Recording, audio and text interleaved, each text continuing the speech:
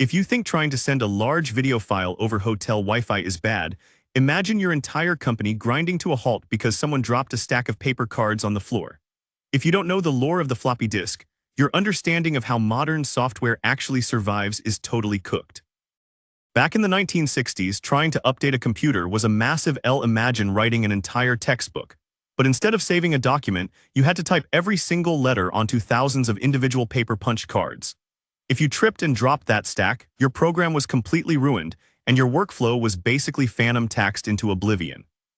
Mainframe computers were the size of a minivan, and the people running them were basically acting like NPCs, feeding paper cards into machines just to get basic math done.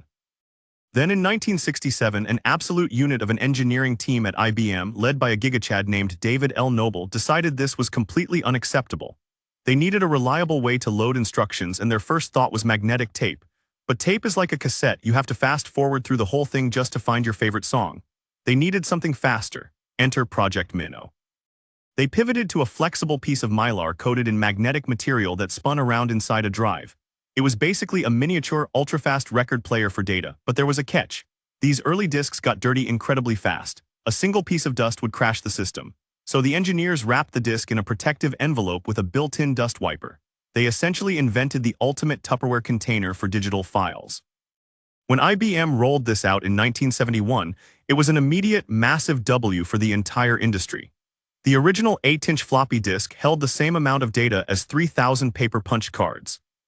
But the real story is how this little coaster completely revolutionized the entire world. Before the floppy, if you owned a personal computer and wanted a program to do your accounting, you literally had to write the code yourself. Total nightmare. But the floppy disk meant developers could put their software into this neat little plastic square and actually sell it in stores or through the mail. It single-handedly spawned the entire multi-billion-dollar independent software industry we have today. By the 1980s, these disks got smaller and way more powerful. The Apple II rocked the 5¼ inch drives, and soon IBM dropped the legendary 3½ inch disk. This thing had a rigid plastic shell, held 1.44 megabytes of data, which was an absolute unit of storage back then, and became the undisputed king of the 1990s. Before we had high-speed networks and cloud storage, if you wanted to share a game or a file with your friend, you didn't click a button. You saved it to a floppy, put on your shoes, and literally walked to their house.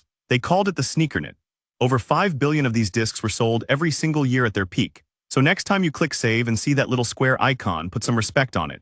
That is the legendary floppy disk that built the software world.